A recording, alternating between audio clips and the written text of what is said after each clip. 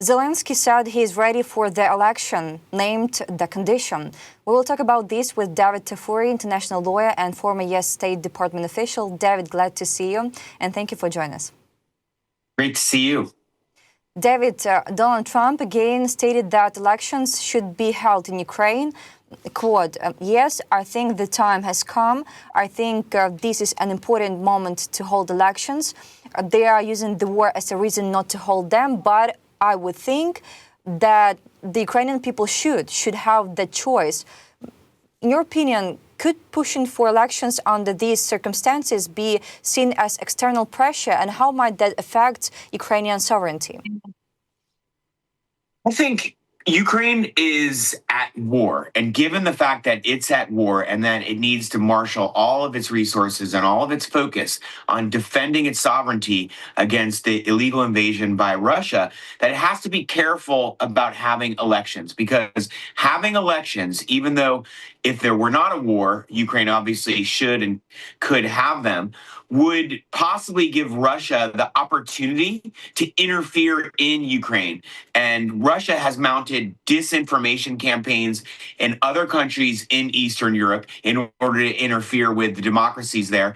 It has even tried to interfere in the US elections. And so we can be almost guaranteed that if Ukraine were to have elections, this opens up the possibility that Russia would try to influence those elections. And that's not appropriate given the fact that Ukraine is currently fighting a war against Russia. So I think Ukraine has to be careful about scheduling elections. It's also really important to note that part of Ukraine is occupied by Russia. So what happens in those areas where there are voters who have a right to vote in an election, but they certainly are not going to be able to do so in a free and fair manner while the territory is occupied by Russia?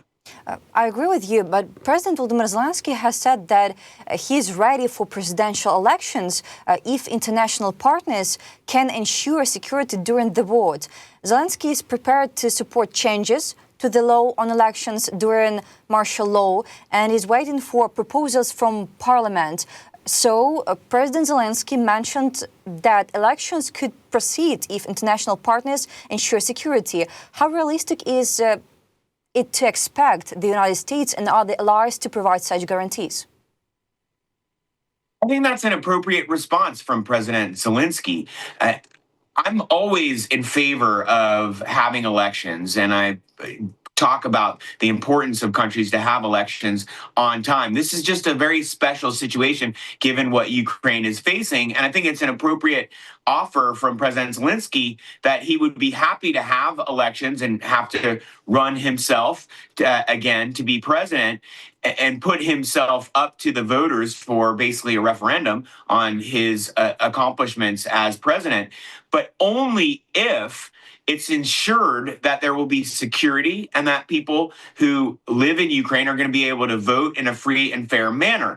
And so the devil is in the details. When President Zelenskyy offers that he will do it, but only if there's security, it's not clear what he means, because there are no formal U.S. troops or European troops in Ukraine. So is he saying we need to send in troops to help secure Ukraine? I don't think that's something that Europe and the U.S. are ready to do. And so there needs to be more clarity on what he means by the international community ensuring the security for the elections. David, President Volodymyr Zelenskyy also responding to criticism from U.S. President Donald Trump that he had not reviewed the proposed peace plan. So it has said that differences remain among the parties regarding territorial issues and security guarantees. How might expectations between Washington, Kyiv, and European capitals shape or complicate any future peace framework? Well, it's important to keep in mind that the original 28-point peace plan that the Trump administration put forward is really just a list of the demands that Putin has had. It matches what he has been insisting upon to have a peace agreement since the early days after the invasion. And so that's not a good starting document for a peace agreement. And I think all sides have recognized that, other than Russia, and including the Trump administration has acknowledged that there needs to be changes to that 28-point plan. There's a revised plan that's closer to what would be appropriate for Ukraine and meet the aspirations of Ukrainians. And that revised plan has to make sure that Ukraine has security guarantees, that Ukraine does not have limits arbitrarily put on it by Russia on how large its military can be, and also that it has some appropriate mechanisms for resolving what happens with territory. And President Zelenskyy is right when he insists upon the fact that Ukraine should not have to give up territory to Russia that it still controls. That's a really important point. And what President Zelenskyy is saying is more reasonable, which is let's freeze the border along the current front line with Russia. David, and the United States is attempting to separate Zelenskyy from European leaders in order to exert pressure on him more effectively. Axios reports, citing Ukrainian officials. The White House viewed the Ukrainian president's visit to London as an unconstructive attempt to buy time in negotiations over Trump's peace plan, the outlet writes. One Ukrainian official noted that Zelenskyy cannot make such dramatic decisions without consulting his key allies in Europe. How do you think such tensions between the US and European allies could affect the broader strategic landscape in Eastern Europe, and not only? Well, basically, the opposite is happening because of the U.S. policies and approach recently to Ukraine. Ukraine is leaning more towards Europe, and President Zelenskyy is very effectively creating a stronger bond with Europe. And the Trump administration kind of is trying to have it both ways. It says that it wants Ukraine to do what it demands and to be closer to the U.S. than Europe. But then the Trump administration also frequently says that this is a European problem, that the invasion by Russia affects Europe much more than the U.S. So the Europeans should, take responsibility for it. And I think that's basically what's happening. What President Zelenskyy and the Ukrainian government would be wise to do is to prepare to continue to fight the war and defend themselves against the invasion by Russia and the continuing efforts by Russia to take more territory by Ukraine without support from the U.S. And if Ukraine gets more support from the U.S., great. But Ukraine is going to need to rely even more on Europe for providing weapons and training, and also for financial support. And I would also keep in mind that there is $300 billion approximately of Russian central bank assets frozen around the world, but most of it is in Europe. And those assets could also be used to make up for the difference that is happening because the U.S. isn't providing funding at the level that it did under the Biden administration. Donald Trump Jr., yes, President Donald Trump's eldest son, has not ruled out that his father may distance himself from Russia's war against Ukraine if his attempts to achieve peace do not succeed. How credible is the idea of distancing in practice, given the ongoing commitments of the US to NATO and allied support? How might the possibility of US distancing influence Ukrainians' own diplomatic and military decision-making? Unfortunately, I think it is realistic. I think what Donald Trump Jr. is saying is consistent with some other Trump and MAGA supporters. And it's very possible that President Trump could get frustrated by the fact that there's not a peace agreement, even though the terms that have been put forward are not reasonable and fair to Ukraine, and that he could withdraw all support for Ukraine. And that's why I say, as I did in my response to the last question, that's really important for Ukraine to plan to go forward with defending itself without support from the U.S. And then if it gets support from the U.S., that's great, and that's even better. But that's how Ukraine should be looking at this. But I would also say that it is a bit dangerous politically for President Trump to abandon Ukraine, because support for Ukraine remains popular in the United States. Polling suggests that Americans generally agree with the need to support Ukraine. And in Congress, on both sides of the aisle. There are a lot of members who want the U.S. to continue to support Ukraine as well, and they would obviously be very upset and probably engage in oversight and criticism of President Trump were he to abandon Ukraine.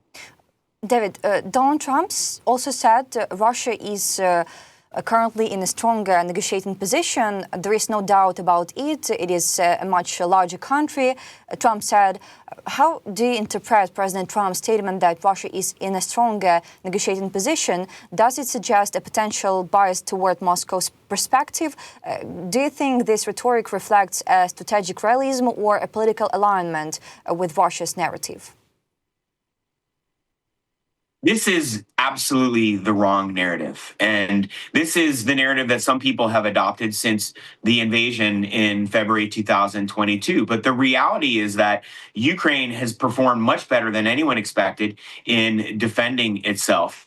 And Russia is more isolated than Ukraine. Russia has only a few allies, and most of those allies are really not supporting it much in the war. Iran is giving it some weapons. China is maybe giving some component parts and doing trade with Russia. But most of the countries around the world, especially the biggest economies in the world, like the US, Japan, South Korea, and the European countries, they are all supporting Ukraine. And so I see this a bit differently than President Trump. I actually think when you look at Russia's economy, which is about the 11th biggest economy in the world, it's going to be hard for Russia to match the resources that can be marshaled to support Ukraine, given that the US and Europe and other big economies around the world are supporting Ukraine.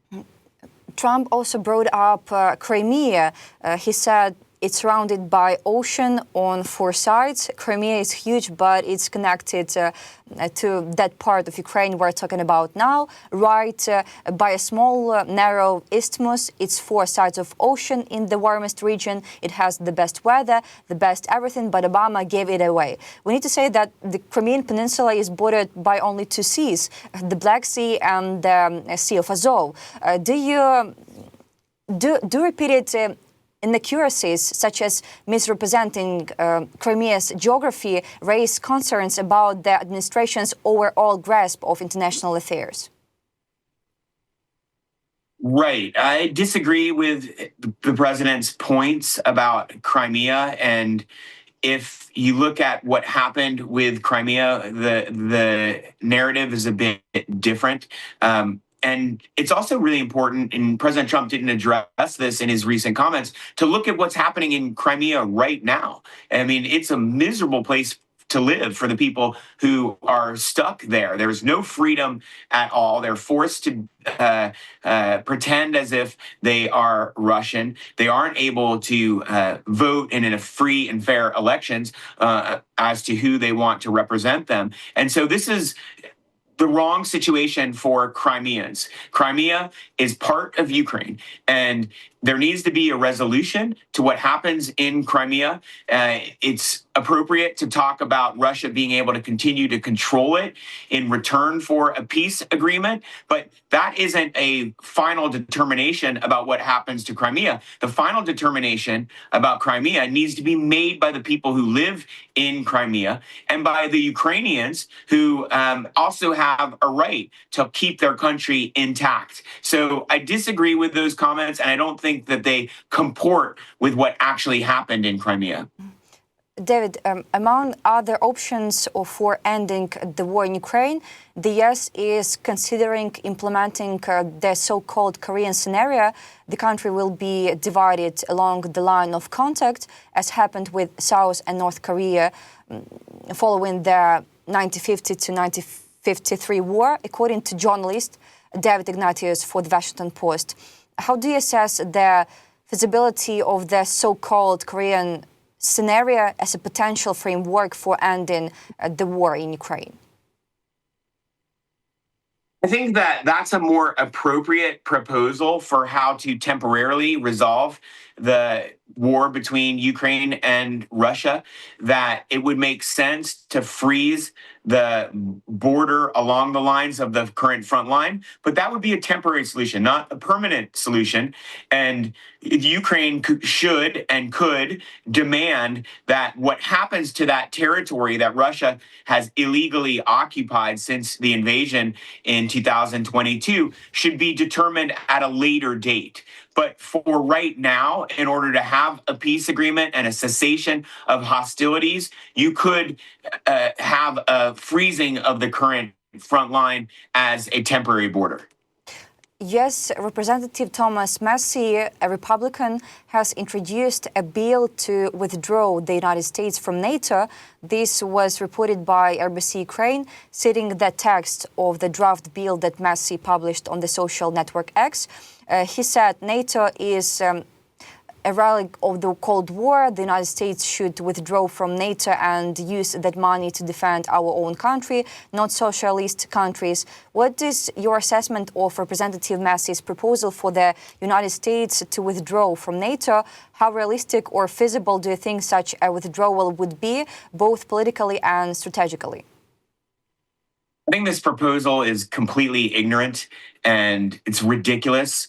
It makes no sense. The U.S. has really benefited from the NATO alliance, and the NATO alliance is the most successful alliance that the U.S. has had in the history of our country, which is almost 250 years.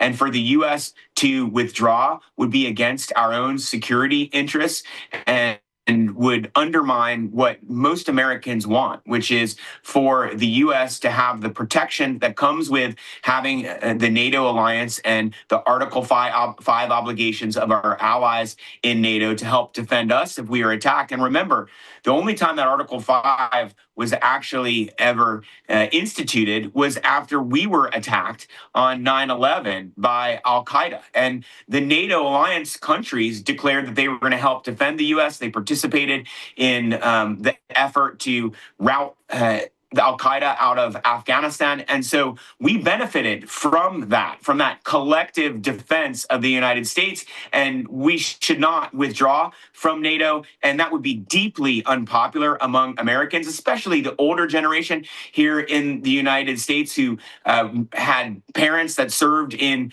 World War II. They recognize that NATO is an appropriate and important alliance for our own security.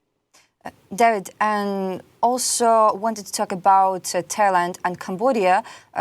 Finished 8 wars, but not for sure. Thailand and Cambodia have accused each other of violating a ceasefire brokered with Trump's mediation. According to media reports, Thailand announced rocket strikes on civilian areas and began aerial attacks on military targets along the disputed border with Cambodia. Fighting continues along the border, as I understand. What are the main challenges in enforcing the ceasefire brokered between Thailand and Cambodia, and why might it have broken down? You know, I have 2 points about this. First of all, it's the Trump administration deserves credit for trying to work out these crises and get peace agreements in different disputes around the world. But the Trump administration also has to be careful not to rush into mediating a peace agreement where the circumstances actually aren't ready for there to be a peace agreement, and to have a peace agreement that actually doesn't result in peace is actually undermining the overall effort. And so what the Trump administration needs to do with respect to this conflict between Thailand and Cambodia, the conflict between DRC and Rwanda, the conflict between Pakistan and India, is if they really want to resolve these crises, they need to stay focused on them even after they sign the original deal, because in many of cases, actually, the hostilities have continued despite the fact that the leaders of these countries have signed agreements that were brokered by the Trump administration. And the Trump administration should be careful not to declare success before there's actually success on the ground.